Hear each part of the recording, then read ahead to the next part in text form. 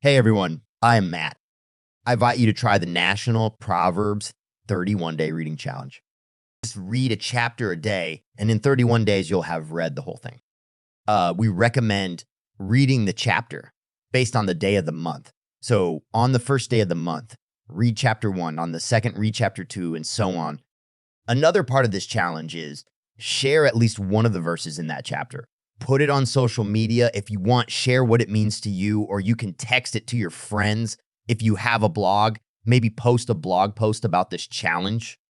Don't read Proverbs just to read it. Say, I have read that book in the Bible. Take your time to reflect on each chapter in this book and each verse inside the chapters. Reflect and allow God to show you what is going on. The Proverbs challenge is more of a reflection than just a conquer reading.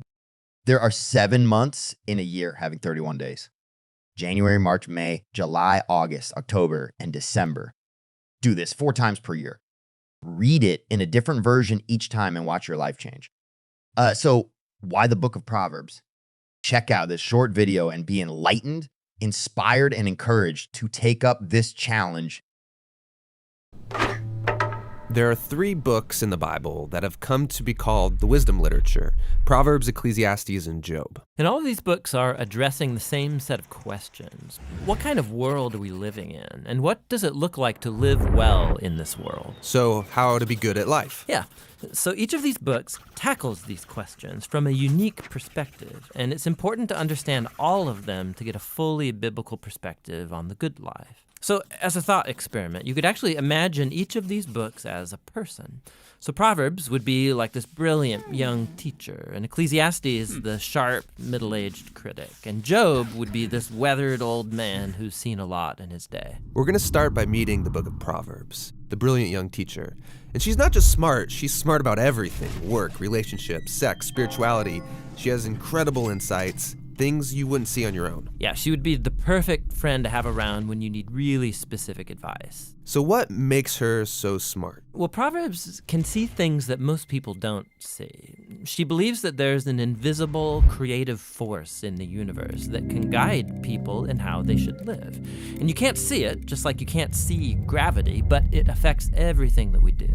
So what's this force? Well, in Hebrew, it's called chokhmah, and it usually gets translated into English as wisdom. It's an attribute of God that God used to create the world. And chokhmah has been woven into the fabric of things and how they work. So wherever people are making good or just or wise decisions, they're tapping into chokhmah. And whenever someone's making a bad decision, they're working against chokhmah. Right, or as it says in Proverbs chapter 1, the waywardness of fools will destroy them, but the one who listens to wisdom lives in security. So it's like a moral law of the universe. Yeah, it's a cause-effect pattern, and no one can escape it.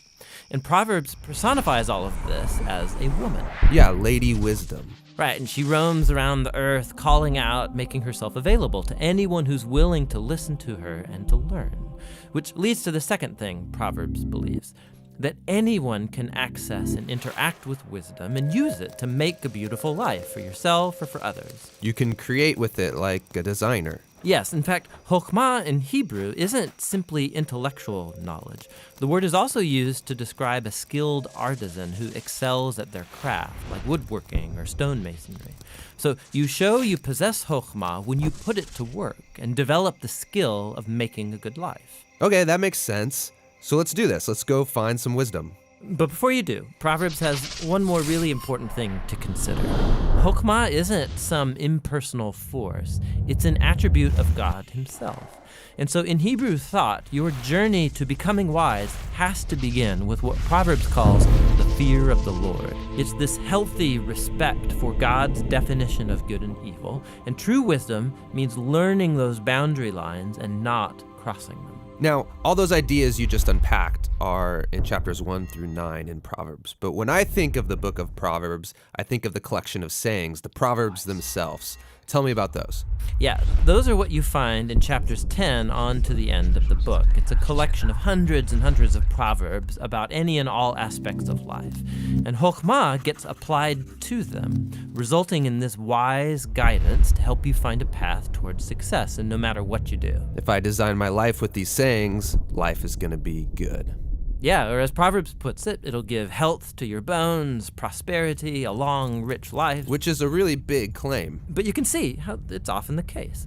Wise people, they tend to do better. Things usually work out well for them in life. And so that is the promise and the wisdom of the book of Proverbs.